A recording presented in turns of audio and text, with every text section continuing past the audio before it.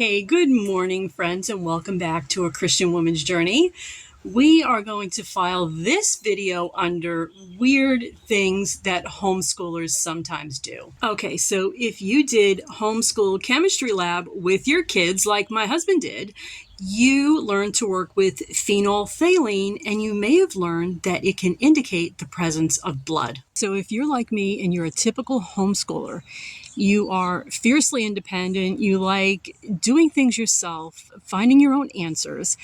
And we had a situation crop up recently where my cat's stool is suddenly very, very dark. It's black in areas. Now, he's had some changes in diet that may explain it, but if you're like me, you want to take matters into your own hands first, and we are going to do a test to see if there's blood in his stool. Now, this is not a substitute for vet care. I am waiting on a call from the vet. We're going to do that too. But let's see what the test shows. Just setting up everything I'll need first. Grabbing my sample. I keep a card of written instructions right in my recipe box. You'll need rubbing alcohol, phenolphthalein, and 3% hydrogen peroxide. Everything is lined up sequentially and we're ready to go. I'm starting by adding a few drops of rubbing alcohol over the entire sample. I'm breaking the sample up just a little bit to increase the surface area. Next up, we'll add a couple of drops of our phenolphthalein indicator.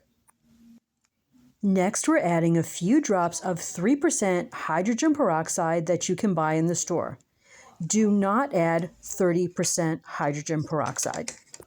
A positive test will be indicated by a pink color change within 10 seconds, no longer.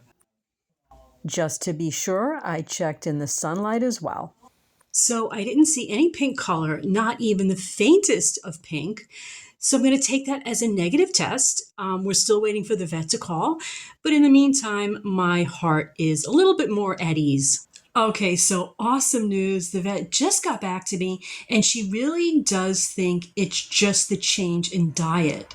I was able to get a picture this morning. I sent her the picture. She said, that's not asphalt black. It's not tarry black. That's how it would look if blood was in the stool. His stool is very, very dark brown, but it is not of concern. So it's wonderful news. Okay, guys, I'm going to sign off.